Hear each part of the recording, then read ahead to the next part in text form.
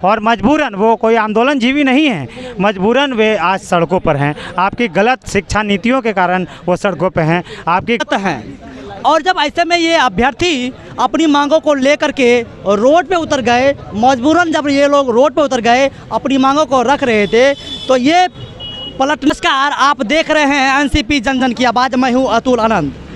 नीतीश चाचा यानी कि बिहार के मुख्यमंत्री अलट के पलट के जैसे तैसे सत्ता में कायम रहते हैं, सत्ता काबिज रहते हैं, यानी कुर्सी पे बैठे रहते हैं। लेकिन ये शिक्षक अभ्यर्थी लगातार 4 वर्षों से अपनी मांगों को लेकर के दर दर की ठोकर खा रहे हैं। और ये अभ्यर्थी, ये शिक्षक अभ्यर्थी प्राइमरी नोटिफिकेशन 1 to 8 के लिए पिछले 1 अगस्त से लगातार जो है आंदोलनरत हैं।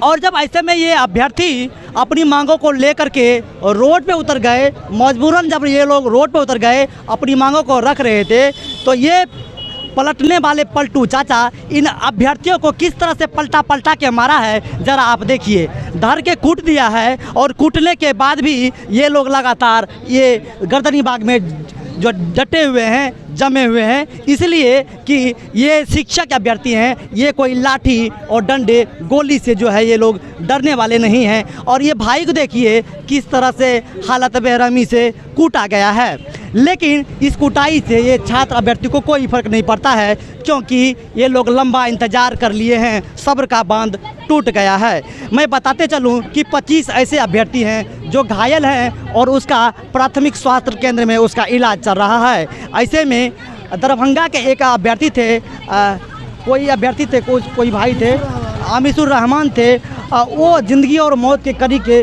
बीच में जंग जो है लड़ रहा है। बेचारे ज़िंदगी के जंग में, यानी कि जब रोड पे अपनी जीवन भविष्य सुधारने के लिए जंग लड़ रहे थे, अभी वो ज़िंदगी और मौत के बीच जंग लड़ रहा है। ये निश्चित ही बहुत दुर्भाग्य का जो है नज़ारा देखने को मिल रहा है। ऐसे में हम बात करेंगे, हमारे साथ मिकू पाल जी हैं। क्या सर, कल जो है आप अपना जो शिक्षक अभ्यर्थियों शालीनता से अपनी मांगों को रख रहे थे, कोई आप लोग दंगाई नहीं है, कोई आप लोग गुंडा नहीं थे, आप लोग आम शिक्षक अभ्यर्थी थे, लेकिन कहीं ना कहीं तिरंगे पे वार हुआ है। क्या कहना चाहेंगे आप? न सिर्फ तिरंगा पे वार हुआ है, तिरंगा के वार के साथ साथ जो बिहार के खुशहाली और नवयुवक को भविष्य के तलाशने वाले शिक्षक अभ्यर्थी है, उन पर भी लाठीचार्ज की गई है। तो मैं यही कहना चाहूँगा कि सोची समझी सरकार के साजिश है कि अगर कोई रोड पर आकर अपनी मांग मांगता है और पीछे नहीं हटता है तो बर्बरतापूर्वक मार मारिए, लाठी से भगाइए और एक कायरता का परिचय दीजिए।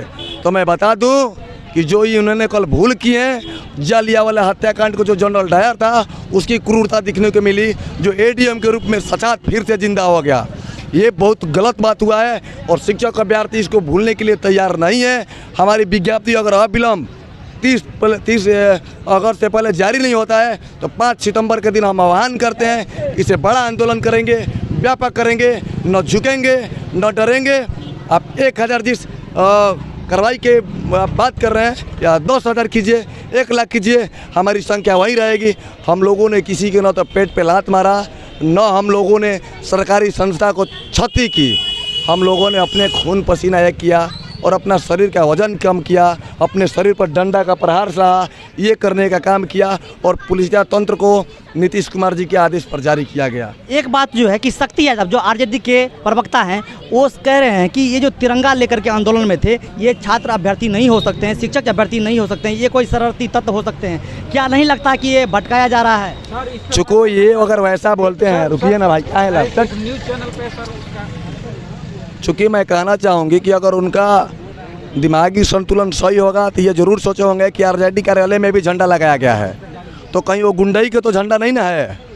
अगर वो सही झंडा है तो देश के तबका दबका घर में हर यहाँ तिरंगा लगाया हुआ है, तो वो सभ्य नागरिक होने का एक परिचय है।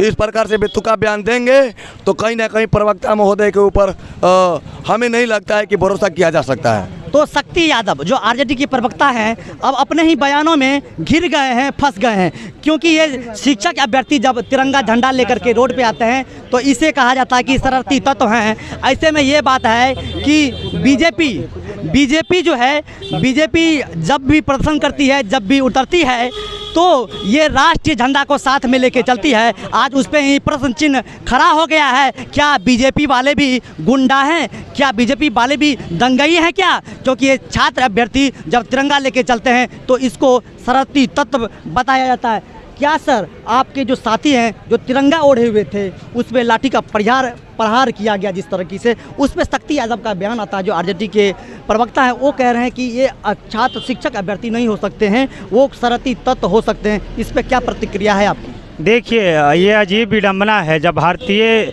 नागरिक, भारतीय छात्र यूक्रेन में फंसे थे, उस समय जो वार चल रहा था, तिरंगा झंडा जब भारतीय छात्र ओढ़ करके बाहर निकलते थे तो रूसी सैनिक उनको जो है वो गोलीबारी नहीं करती थी, उन पर कोई प्रहार नहीं करती थी। यहाँ तो उससे भी गंभीर स्थिति हो गई कि लाठी जो है वो तिरंगा पर बरता है। और जो लोग इस बात को कह रहे हैं कि ये असामाजिक तत्व हैं, उनको इस बात को समझना पड़ेगा कि ये असामाजिक तत्व नहीं है, ये पढ़े लिखे नौजवान हैं और आपके सरकार से त्रस्त हैं और आपके हाईली क्वालिफाइड हैं और मजबूरन, वो कोई आंदोलनजीवी नहीं हैं, मजबूरन वे आज सड़कों पर हैं। आपकी गलत शिक्षा नीतियों के कारण वो सड़कों पर हैं, आपकी गलत नियोजन प्रक्रिया के कारण वो सड़कों पर हैं। कल जिस तरीके से आप लोगों की जो है ठुकाई की गई, आप देख सकते हैं ये शिक्षक अभ्यर्थी है, इन लोगों की ठुकाई की गई। तो सर मैं कहना चाहूँगा, कल जिस तरीके से आपकी ठुकाई की गई, क्या आप लोग तैयार हैं? सरकार जो सत्ता में बैठे हुए लोग हैं उसकी रिलाई करने के लिए आप लोग तैयार हैं? क्या कहेंगे? एकदम सक्षम है हम लोग। आपके प्रशासनिक विभाग के द्वारा जो लाठीचार्ज किया गया है उससे डरने वाले नहीं है। हम लोग का एक ही मांग है, प्राथमिक नोटिफिकेशन जारी कीजिए, अविलंब जारी कीजिए। हम लोग को रोड पे लाने का काम आप लोग करते हैं, हमारी मांगें पूरी हो जाएगी तो हम अपने घरों को जाएंगे, उसके बाद अपने विद्यालय में पढ़ाएंगे, बच्चों को भविष्य संवारेंगे। आप लोग का एक शिक्षा व्यवस्था इतना फेल्यूर है, इसके कारण हम लोग रोड पे हैं। हम लोग विगत 3.5 साल से रोड पे आंदोलन कर रहे हैं। क्यों? आप लोग के नाकामी है। नीति आयोग में ही आपका रिपोर्ट आता है तो आप सिर्फ सबसे नीचे आते हैं, तभी आपको शर्म आना चाहिए, डूब मरना चाहिए कि आप सबसे नीचे हैं। कब आप जाइएगा ऊपर? सरकार कब जाइएगा? गरीबी में नीचे, शिक्षा व्यवस्था में नीचे। उच्च एडीएम जिसको जिम्मा होता है लॉ एंड ऑर्डर की, उसके बारे में क्या कहना चाहेंगे आप? सर उनके लिए मैं कहना चाहता हूँ, उनसे घटिया आदमी मैंने आज तक नहीं देखा। तिरंगा ओढ़े हुए वो शिक्षक अभ्यर्थी सोच रहे हैं कि लाठी चार्ज किया जाता है तो वो कमर के नीचे करेंगे। एडीएम से आपको इतना नॉलेज होगा, इसीलिए वो उन्होंने भाई ने अपने सर को बचाने के लिए तिरंगा माथे पे ले लिया था। तिरंगा को माथे पे लेंगे तो ये एडीएम साहब हमको माथे पे नहीं मारेंगे, लेकिन तिरंगे पे 15 बार वार किया गया, उसके कान पे वार किया गया, उसका इधर फट गया। जब तक वो लहू लोहा नहीं हो गया, वहाँ पे गिर नहीं गया, अचेत अवस्था में नहीं हो गया, तब तक एडीएम साहब मारते रह गए। हम तो कहना चाहते हैं एडीएम साहब, आपका मानसिक संतुलन ठीक नहीं है। पहले तो आप ट्रीटमेंट करवा लीजिए, उसके बाद अविलंब हम सरकार से मांग करते हैं। राष्ट्रद्रोह, देशद्रोह का मामला बनता है, उस पर राष्ट्रीय तिरंगे का अपमान किया है, तुरंत जेल भेजिए, कानूनी कार्रवाई होनी चाहिए। तिरंगे का अपमान करने वाले आप कौन होते हैं? देश से बड़ा आप अधिकारी नहीं होते, एडीएम है आप। हम लोग के सरकारी तंत्र है, आप सरकार के नौकर हैं, नौकरी करते हैं, इसका मतलब अफसरशाही कीजिएगा, नहीं चलेगा ये। हम लोग टैक्स देते हैं, आप लोग का सैलरी बनता है, और हम लोग आप प्रशासन विभाग में हैं तो हम लोग को ऐसे मारिएगा? निश्चित तौर पे ये छात्र शिक्षक अभ्यर्थी थे और इस पे जब बर्बरतापूर्ण लाठीचार्ज की गई और लॉ एंड ऑर्डर के अधिकारी एडीएम, ये एडीएम खुद दंगई बन गए, ये गुंडई बन गए। कहीं ना कहीं इन छात्र शिक्षक अभ्यर्थियों को लग रहा है कि वाकई जंगल राज का प्रवेश हो चुका है, जहां पे अधिकारी जो है गुंडागर्दी पे उतर गए हैं। ये के सिंह हैं, इनको सरकार से दरखास्त है कि जल्द से जल्द बर्खास्त किया जाए और उस पर कानूनी कार्रवाई करके इसको जेल भेजने की जो कार्रवाई की जाए। तो सर क्या कहेंगे आप? सर देखिए, ये सरकार जब से आई है हमेशा बोलती रहती है गरीबों की सरकार है, लेकिन जितने भी सरकारी स्कूल में आप ही लोग जब कवरेज करते हैं देखते हुए वहाँ टीचर है ही नहीं तो बच्चा क्या पढ़ेंगे। जब छोटे छोटे बच्चे किसी भी सरकारी स्कूल को उठा के देख लीजिए, वहाँ केवल बच्चे पढ़ते हैं। गरीब के बच्चे पढ़ लेंगे तो सरकार से सवाल करेंगे ना, वोट कौन देगा? यही तो दिक्कत है, यही तो यहाँ के हम लोगों में दिक्कत है। उस सरकार के प्रति ऐसी सरकार को चुन लेते हैं जो बाद में जुमलेबाजों की सरकार होती है, बराबर अभी भी बोलती है। अब कल भी तेजस्वी यादव स्टेटमेंट दिए थे, हम लोग की गरीबी की सरकार। आप लोग ये भी लाइन बोले रहे थे कि आप लोग की सरकार है। ये तो नेता लोग बयानवीर हो गए, ये तो साबित हो गया बयानवीर है। जब तक कि हम लोग अपने रोजगार के लिए तो लड़ ही रहे हैं, लेकिन उस गरीब बच्चों के लिए ही लड़ रहे हैं जो जिनके अगर स्कूल में अगर शिक्षक जाएंगे तो वहाँ का बच्चा, जैसे जो बच्चा अभी प्राइमरी एजुकेशन जिसको ठीक से नहीं मिल पाएगा, बाद में वो अच्छा स्कूल में एडमिशन या अच्छे कॉलेज में चले ही जाएंगे तो अच्छा प्रोग्रेस उसका नहीं हो पाएगा। इसी कारण हम लोग सरकार से विनती है कि हम लोग को स्कूल में भेजे और हम लोग जिम्मेदारी रहेगी शिक्षा व्यवस्था को सुधार करना। अब देखिए, एक अभ्यर्थी है, आए थे अपनी मांग को रखने के लिए और इसको किस तरह से कूटा गया है। ऐसा कूटा गया कि आप देख सकते हैं, छाला पड़ गया है, काला पड़ गया है। इसका जिम्मेदार कौन है? ये नीतीश चाचा, पलटू चाचा वो जिम्मेदार हैं खास तौर पे। तो कहीं ना कहीं ये नीतीश चाचा जो है अपनी नाकामी को पुलिसिया तंत्र का इस्तेमाल करके अपने नाकामियों को छिपाना चाह रहे हैं। लेकिन ये पढ़े लिखे शिक्षक अभ्यर्थी हैं, ये तो पर्दाफाश करके ही रहेंगे और लगातार डटे हुए हैं, बने हुए हैं। ऐसे में कुछ अभ्यर्थी हैं। क्या सर, 25 भाई आपके घायल हो चुके हैं, उनका इलाज हो रहा है, एक भाई ज़िंदगी और मौत से के बीच के कड़ी में लड़ रहा है।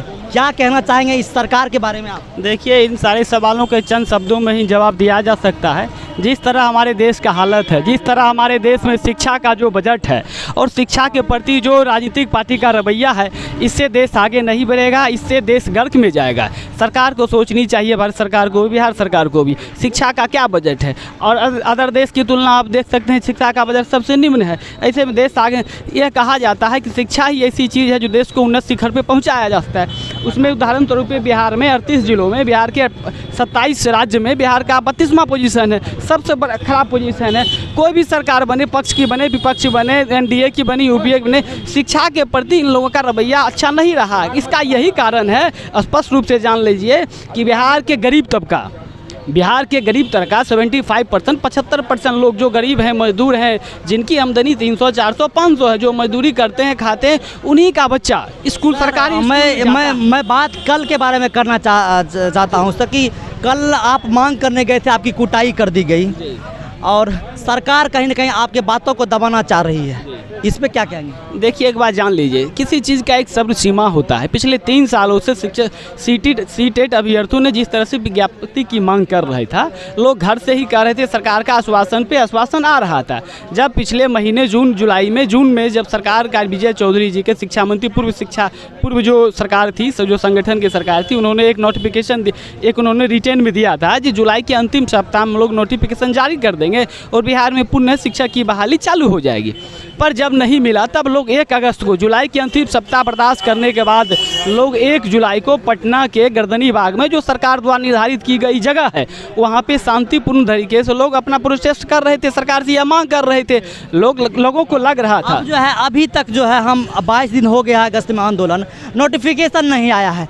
अब आगे अगला कार्यक्रम आप लोग क्या करेंगे? सरकार को क्या कुछ अल्टीमेट देना चाहेंगे क्या? देखिए, हमारी मांग मुख्य रूप से एक थी, पहले जो हम लोग नोटिफिकेशन जारी करवाएं सरकार को कह करके, लेकिन आप मान सम्मान पे आ गए हैं, आप मान तिरंगे की स्वाभिमान पे आ गए। जिस तरह से कल जो है जेपी चौराहा पे एडीएम के सिंह के द्वारा एक अभ्यर्थी पे वार किया गया और वो तिरंगे लिए हुए था, तो इससे अब यह लगता तो निश्चित तौर पे जब ये तिरंगा झंडा जो हमारी आन बान और शान है, जब उसको नहीं बख्शा गया, तो आप समझ सकते हैं ये आम अभ्यर्थी के लिए ये सिस्टम, ये विभाग और ये लॉ एंड ऑर्डर के अधिकारी के सिंह, ये आम अभ्यर्थी को क्या समझते होंगे। जो तिरंगा को कुछ नहीं समझते, वो आम अभ्यर्थी को क्या समझते होंगे। कहीं ना कहीं ये तानाशाही जो है, ये देश के और राज्य के